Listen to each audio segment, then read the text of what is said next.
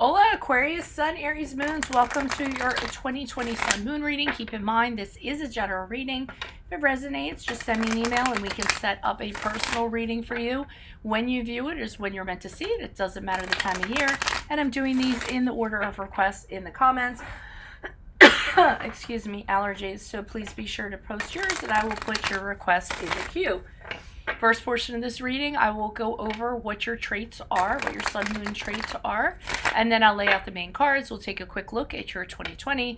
Second portion of this reading, we'll have a deeper interpretation of the cards with clarifiers, okay? I'll be dividing the year up into 4 separate quadrants. So let's get to your traits, and you're going to have to tolerate me while I cough one more time.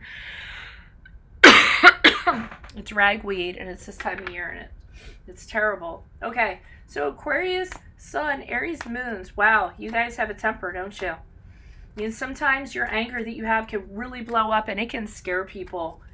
And in dealing with you, you can be unreasonable. You can be unpredictable to people, especially if you feel like you're threatened or somebody's threatening you. And sometimes the root of this is just because you have feelings of insecurity, like somebody's questioning you, and there's doubt and there's insecurity behind it. Alrighty?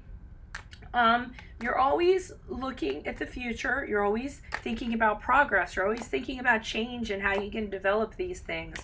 Some fields or some areas you might get into is inventing things, a theorist, something that has to do with social causes, or a scientist.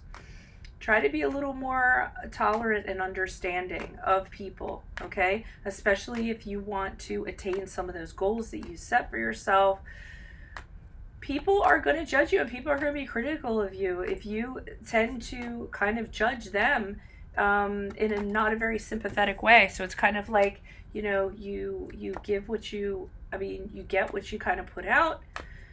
You can be impatient when it comes to love matters, when it comes to romance, because you want what you want.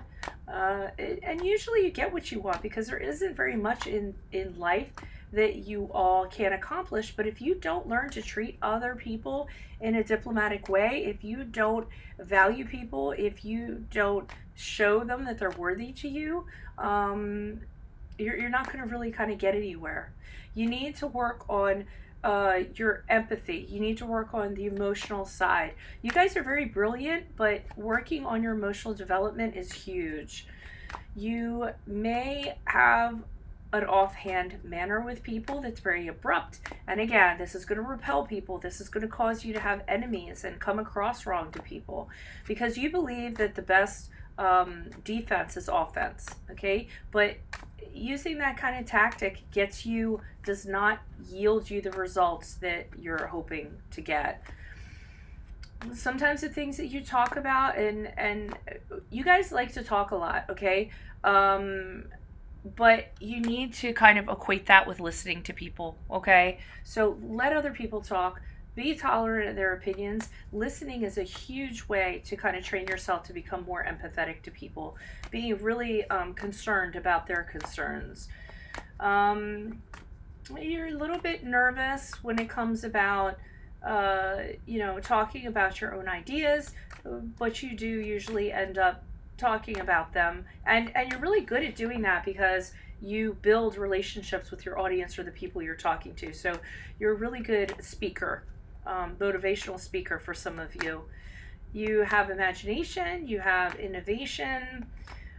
People can't keep up with you, and when they can't keep up with you, because you're always ahead of everybody, and it's kind of like you're saying to other people, come on, keep up, and you get annoyed that they're not keeping up and they're not moving at the pace that you're at. So again, tolerance of other people's pace, and that not everybody can necessarily be like you or work like you. You should really be your own boss. You should be your own manager. Working on a team really isn't where you work at your best, okay? Teamwork.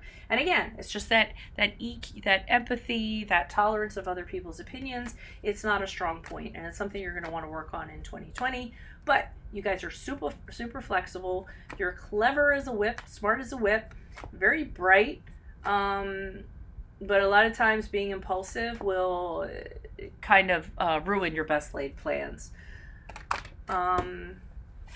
And you do have a tendency to want people to work the way you do and deal with things the way that you do, because you do tend to be headstrong. And again, you do tend to be impatient. So we know what we need to work on in 2020, right?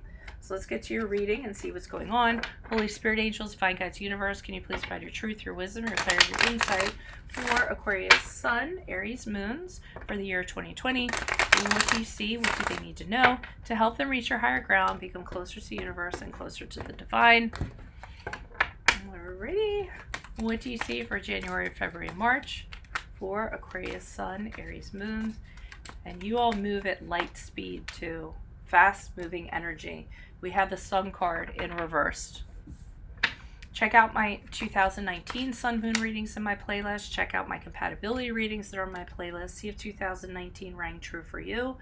The Eight of Wands we have for April, May, June. Also check me out on Facebook and Insta. And if you need an answer to a question, I'm on the Instant Go app. I'll turn it in 24 hours.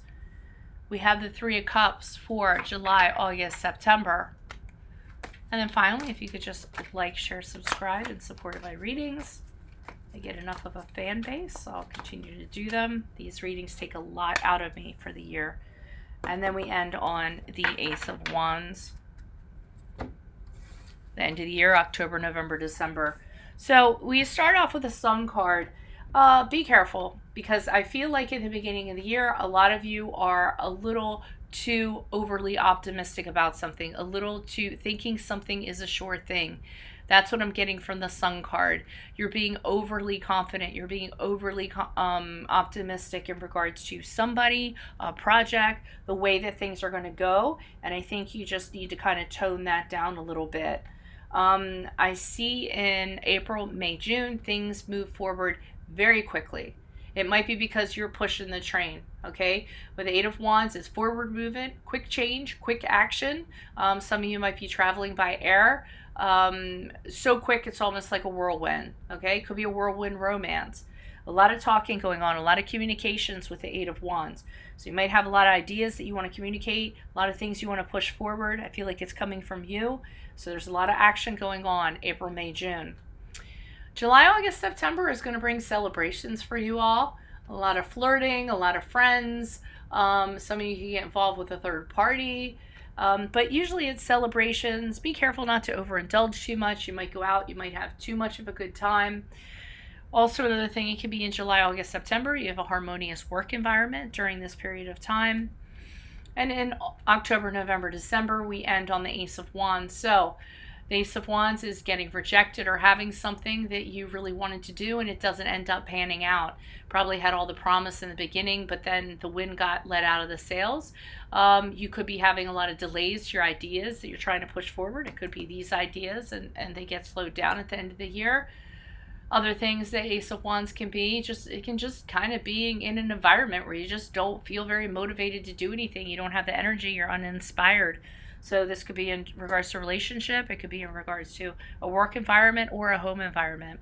So that's what I see for you all for 2020. Make sure you click on the link below. It'll take you to the Vimeo link where I'll pull clarifiers on this and we'll go more into depth. Usually ends up being from a 5 to 10 minute reading. Otherwise, I wish you all the best in 2020. And if you could like, share, subscribe. Thank you very much. Adios from Veronica Garnett. Bye.